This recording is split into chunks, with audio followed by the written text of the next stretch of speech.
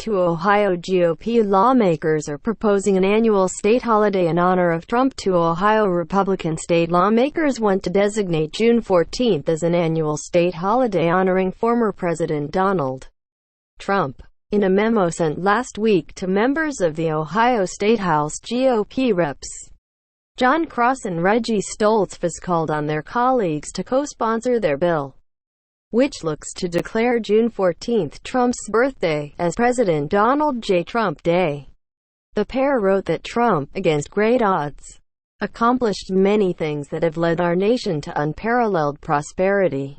Let's show the 3,154,834 Ohio voters, a record and historic number of votes received for president in Ohio, who cast their ballot to re-elect Donald J. Trump, that we as a legislature recognize the accomplishments of his administration, the memo reads, adding that the Ohio House believes it is imperative we set aside a day to celebrate one of the greatest presidents in American history. Trump won the battleground state in the November presidential election and earned its 18 electoral votes, but ultimately fell short of the 270 needed to hold on to the presidency. We fell short in the election, but that doesn't stop us from recognizing the good work President Trump has done, Cross told CNN. The least we can do is say thank you. Cross told CNN that he hopes to introduce the proposal as a bill in the state legislature this month. Stoltz did not respond to a request for comment. Several other presidents have been commemorated by individual states. August 4 is Barack Obama Day in Illinois, the 44th president's home state, where the 44th president served in the legislature and represented in the U.S. Senate. And governors in at least 40 states have signed official proclamations recognizing February 6 as Ronald Reagan Day. But June 14 is also a national holiday, Flag Day, which commemorates the adoption of the American flag in 1777 by the Continental Congress. One Democratic state representative, Jeff Crossman, told the Columbus Dispatch that changing an existing federal holiday that honors the flag is disrespectful. Cross told CNN that the proposal doesn't look to interfere with federal holidays, adding that commemorating a commander-in-chief on Flag Day would be great for any president. They believe in our flag, which I thought was fitting. The proposal comes as Trump is gearing up for his second impeachment trial in the Senate over his actions leading up to the January 6 insurrection at the U.S. Capitol. California Democratic Representative Lydia Sanchez has introduced legislation that looks to prohibit the use of federal funds to commemorate any president who's been impeached twice in the House. Trump is the only president so far to whom the bill would apply. I'm looking at his full body of work, Cross said of Trump's actions leading up to January 6, adding, our country is better because of him. Slain FBI agents worked to protect children from abusers. The FBI has identified the child pornography suspect who fatally shot two FBI agents at a Florida apartment complex as 55-year-old David Huber. Fort Lauderdale, Florida FBI agent Daniel Alfin gained international attention when he led a team that shut down a major worldwide child pornography website. Agent Laura Schwarzenberger worked more anonymously, teaching children and adults how to avoid online sexual exploitation. Alfin and Schwarzenberger gunned down Tuesday while serving a search warrant at a child pornography suspect's South Florida apartment, devoted their careers to capturing criminals who sexually abuse youngsters, oftentimes testing the legal boundaries of computer privacy. We're still reeling from the news, said Shelley Owang, director of the Exploited Children Division at National Center for Missing and Exploited Children. I feel lucky to have worked with people who had such commitment and resolve. The suspect was identified Wednesday as 55-year-old David Huber, who lived at the apartment complex. A law enforcement official familiar with the matter said investigators are looking into whether Huber may have been using a camera to monitor the agents' activity before opening fire on them and believe multiple shots were fired through a door. The official could not discuss an ongoing investigation publicly and spoke to the Associated Press on condition of anonymity. 3 other agents were wounded, with 2 of them hospitalized. Both of the hospitalized agents were released Wednesday. The 3rd agent was treated at the scene. Huber apparently killed himself after a standoff. Florida court records show Huber with only minor traffic violations. He had no listing as a sex offender and no Florida prison record. Records show he owned computer consulting businesses from 2008 until last year. Broward County records show he was divorced in 2016. Alfin, 36, and an agent for almost 13 years. Made headlines 7 years ago when he led a team that took down a Naples, Florida, man who was the lead administrator of Playpen, the world's largest known child pornography website. Stephen Chase had created the website on Tor, an open network on the internet where users could communicate anonymously through hidden service websites. Playpen had more than 150,000 users worldwide. Members uploaded and viewed tens of thousands of graphic images of young victims categorized by age, sex and type of sexual activity involved. The FBI launched an investigation in 2014 after Playpen's IP address was accidentally revealed. After Chase's arrest in 2015, the FBI kept the website operating for 2 weeks to identify other users, hiding malware in the images to discover their IP addresses. From that effort, investigators sent more than 1,000 leads to FBI field offices across the country and thousands more to overseas law enforcement agencies. According to the FBI, 350 arrests were made in the U.S. and 548 internationally, including 25 producers of child pornography and 51 abusers. The operation identified or rescued 55 American children who were sexually abused and 296 internationally. Chase got 30 years. It's the same with any criminal violations. As they get smarter, we adapt, we find them, Alfin said at the time. The New York native added, "It's a cat and mouse game. Except it's not a game. Kids are being abused, and it's our job to stop that." He was married and had 1 child. Al Wang, who worked with Alfin on the Playpen investigation, said he was humble, collaborative and committed to the mission of stopping child exploitation.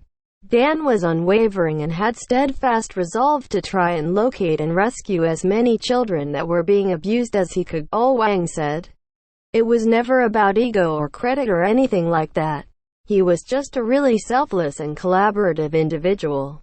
Schwarzenberger, 43, and an agent for 15 years, was part of Rockaway Middle School's Law Studies Magnet program, teaching children about the Internet's dangers, including sexual exploitation and cyberbullying.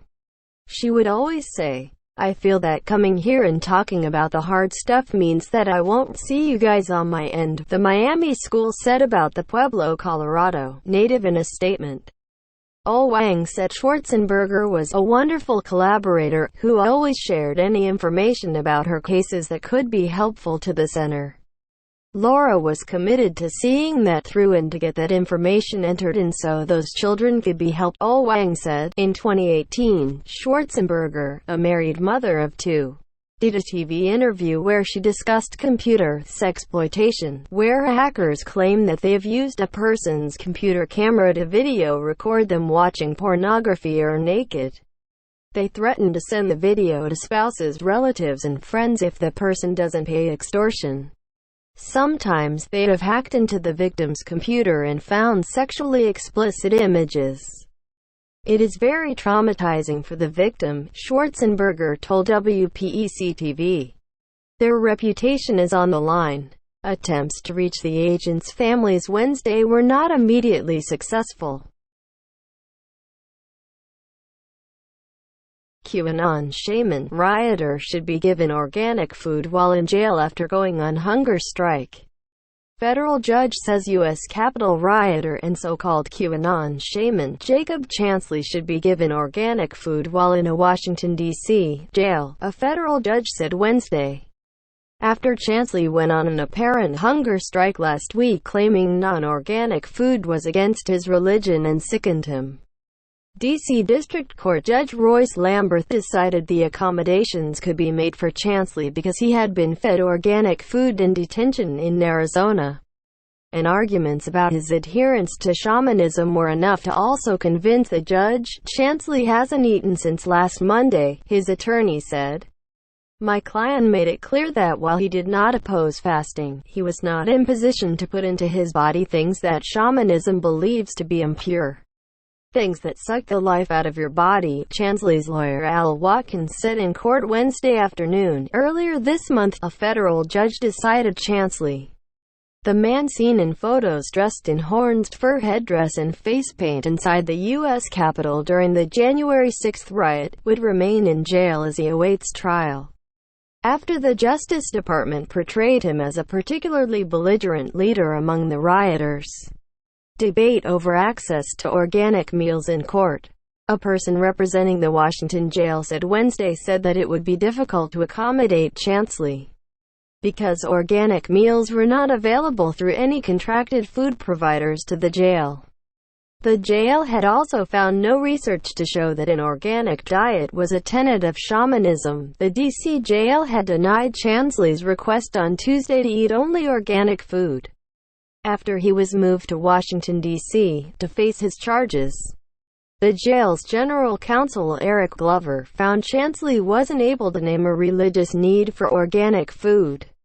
Emails between the jail and Chansley's lawyers show Watkins has written in court, and Chansley wrote to jail officials that he followed the shaman religion for years, and that has shaped his belief that unnatural chemicals would be an intrusion into his body. For 8 years, Your Honor, I've been eating only that food, Chansley said on a video conference line from jail to the court Wednesday. He explained organic food labeling to the judge, then spoke about it very delicate chemical balance in my body that affects my serotonin, my appetite, my mood. Watkins has separately admitted in court filings and in emails to CNN that Chansley wants organic food in prison because he gets gastrointestinal distress from eating non-organic food that may have preservatives in it. When Watkins tried to raise the organic food issue with Judge Lamberth in court last week, the judge told him to discuss with the jail directly.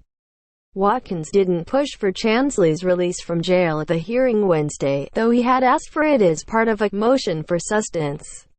The Justice Department countered that Chansley, who has a following online, should stay detained. Last month, a federal judge in Arizona ordered Chansley to stay in jail because he intended his actions to stop the process for the peaceful transition of power on January 6 was a danger to the community.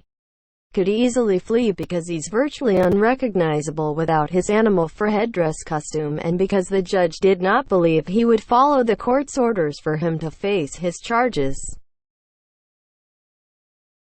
Teachers have lost colleagues to COVID-19 and worry about being next.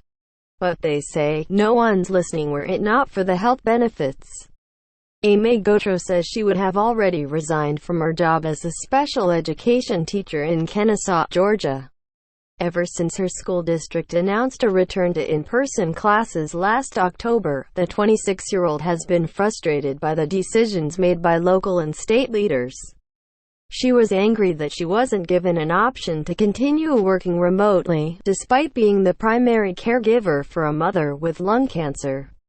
She was uncomfortable with the high coronavirus case numbers in the county, coupled with a lack of testing for employees and students. Then 3 educators in her district died of COVID-19 within the span of a month, and she was upset at seeing business continue as usual. What is the magic number for them? Gotro said. How many teachers are they going to let die before they say, okay, this is a problem? The past few months as a teacher have made her feel disposable, she said. So once her unpaid medical leave expires, Gotro plans to leave her job, and possibly the profession.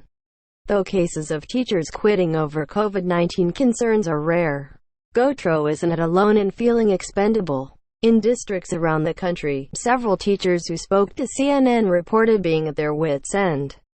constantly being asked to do more with less while feeling like their anxieties aren't being heard. On top of all that, they're seeing colleagues getting sick and even dying of COVID-19, and worry their loved ones could be next. Hundreds of educators have died of COVID-19. There's no definitive number that records exactly how many teachers, administrators, and school employees have died of COVID-19, though new reports of deaths seem to surface with increasing frequency. There was the third-grade teacher in South Carolina who used her musical talents to make learning fun. The two married teachers in Grand Prairie, Texas, who died holding hands. The first-grade teacher in El Paso who once went viral for teaching students to be kind. The 4 teachers in Montgomery, Alabama, who died within 48 hours of each other. Various unions have compiled their own statistics. The American Federation of Teachers, one of the nation's largest teachers' unions, estimates more than 530 of their members died of the virus last year. But one of the more extensive efforts to track educator deaths from COVID-19 comes from a memorial run by the trade publication Education Week. We felt a duty and responsibility to remember and to document as best we could the teachers, the bus drivers, the principals, the key people who keep our schools operating day in and day out, Leslie Maxwell, managing editor of Education Week, told CNN. As of February 1st, the site estimates that at least 707 retired and active teachers, coaches, custodians, and other staff members have died of COVID-19. Crucially, that number doesn't account for whether an employee was exposed to the virus at school or in some other setting. There's also no evidence to suggest more teachers are dying than people in other professions. In fact, recent studies have concluded that in-person classes aren't significantly contributing to coronavirus spread. An in-depth look at 2 U.S. schools released last week found that there was no evidence of student-to-teacher or teacher-to-student transmission when proper precautions were taken. Still, the loss to the profession, said Maxwell, is noteworthy. Every death in this pandemic matters, she added. Every one of these people matters and should be remembered. She finds it hard to sleep on Sunday nights. The deaths so far are enough to worry educators and school staff in some districts. Cree Hare, an elementary school counselor in the Georgia district where 3 educators recently died, has been working in person since October. A colleague of hers was married to one of the teachers who passed away of COVID-19. Hare, who is 43, said she knows how seriously the couple took the pandemic, but it still cost her co-worker's husband his life. For Hare, having 3 educators die in a month is a clear indication that the school district should be fully virtual for the time being. But she said nothing much has changed. So each Sunday, as the prospect of making it through another work week looms over her, Hare said she finds it difficult to sleep. The fact that her husband, also an educator, is still recovering from COVID-19 doesn't help. You are risking your life every day going to work, she said.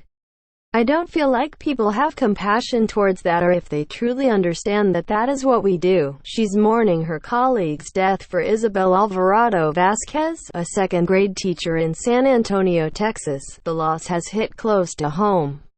Recently, a teacher at another school in Vasquez's district, a woman she worked with for 4 years in a previous job, died of complications from COVID-19.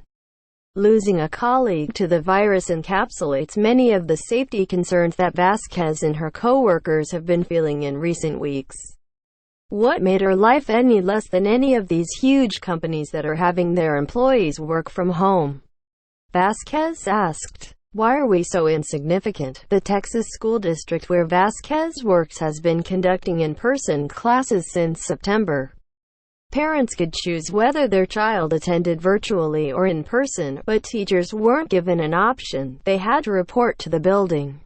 At first, Vasquez, who is 49, said she was willing to give the arrangement a try. Coronavirus cases in San Antonio were relatively low at the time, and teachers had been assured that schools would go fully online again if infections got out of hand, she said. But when COVID-19 cases began rising sharply around December, that didn't happen. Dax Gonzalez, Division Director of Governmental Relations for the Texas Association of School Boards, said that local school trustees are balancing the competing needs of their communities. Administrators and teachers. There's pressure from state leaders, too, to qualify for state funding. Every school district in Texas is required to offer an in-person learning option unless the state makes an exception due to high coronavirus spread. If a significant number of students elect to be in the classroom in a given district, in-person teaching staff will be needed to support them. And then there are parents who fear that remote learning is causing children to fall behind or who cannot afford other child care arrangements during the day. It's certainly not a lack of empathy, Gonzalez said, of the decisions that school leaders are making. When you're responsible for the education of 5.4 million children across the state, there are sometimes going to be decisions that not everyone's happy with. Vasquez said she recognizes the difficult choices that school officials have to